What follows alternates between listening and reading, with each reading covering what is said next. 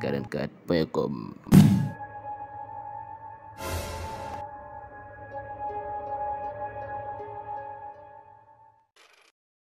ak Ousmane Sarr ñoom ay membre mouvement Nittu Dëgg la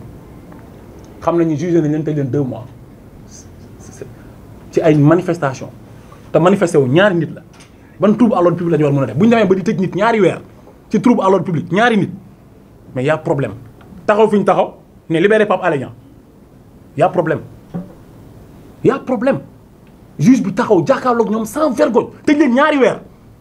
non loolu dafa doy waa te loolu Sénégal yi bàyyiwuñu ko xel quoi man dama toog ma ni mais ñun ban Sénégal lañ nekk Abdoulaye Wade lu ne yàq nañ ko quoi mais Abdoulaye ñemewuloon lu mel ni ndax au moins joxoon na tuuti cër justice bi te Sénégal li ñu jox parquet bi doole bi ñu jox parquet bi dafa bari pouvoir bi parquet bi am dafa bari trop te jot na Sénégalais yi jug ñu taxaw si loolu léegi nag du ma daaneel te waxuma si Pape Alé Niang ak Cheikh Omar Diagne parce que dama dund ak ñoom si kaso bi quoi vraiment Pape Alé Niang dafa am loo xam il faut ma xamal ko Sénégalais yi quoi ñu xam ko man li ma rëccu si Pape Alé Niang mooy lu tax xaw ma ko woon bu yàgg parce que biñu nekkee si biti boobu xam naa ko nii rek mais jegewu ma ko woon quoi mais Pape Alé Niang bi mu nekkee si kaso bi dama doon dem néegam tout le temps ñuy waxtaan suñu amee ko ma dem néegam mais Pape Alé Niang est un homme extraordinaire et qui a beaucoup de choses yoo xam ne war na ko mën a jëriñ Sénégal ba pare nag borom fit la nag parce que li mu sañ noonu sañ ma ko Pape Alé Niang pare woon na pour dee ci kaso bi pour parce que dafa ne ma yéen ni ngeen di xeexee du nii man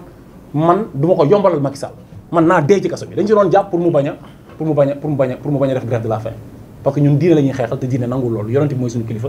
mais moom dafa ne ma xam nga kere bu ma waar loolu ma wax carré bu ma xutba il est très engagé nit ku dëggu la nit ku gëm boppam la ku ne xam nga ni Pape Alé Niang su bëggoon am xaalis am na ko tey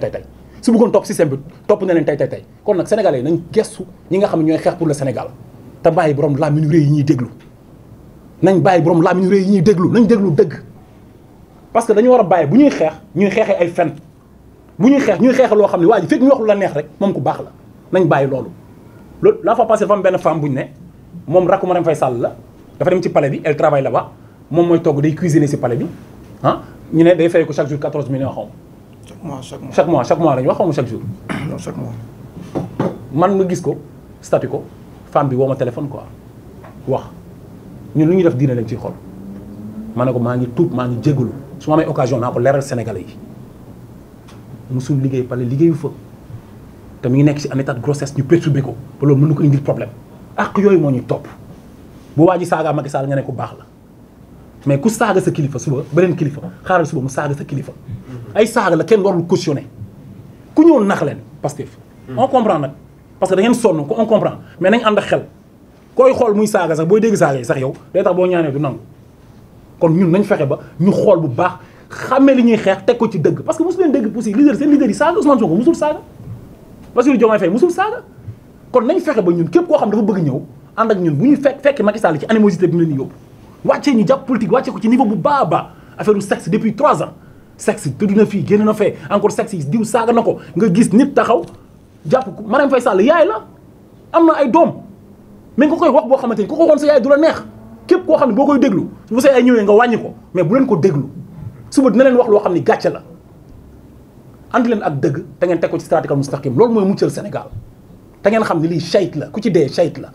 Sénégal ngeen di xeexal te dëgg la lii Sénégal moo toll foo xam dafa laaj xeexal fa lañ toll donc de juste rek xam nga sama gars ñi mooy signalé mooy imam bi ñu Alioune Badara Diédhiou la tudd xaw ma waaw Alioune Badara Diédhiou benn imam la boo xam ni Moustapha Diédhiou bu ñu arrêté quoi si ay discours yu mu defoon mu wax ko xam nga ci combat bi nga xam ne gars war nañ ko xeex ci Sénégal jëm ñoom li ñuy bañ boo waxee ñoo da nga def appel à l'insurrection ak ay yenn affaires yi quoi mais li am solo mooy xeex gis nga dund bisu dee bu jotee ku dund doo gor te ku jaay sa ngor ndax xaalis si kanam tuuti di nga ko gis te combat bi toll na foo xamante ne ni actuellement képp ku nekk ci xeex bi te lu dëgg si yow yàlla dina la weer billaahi wallaahi loolu maa ko wax. Karim dafa mel ni sa biir kàddu kon da nga déggoo.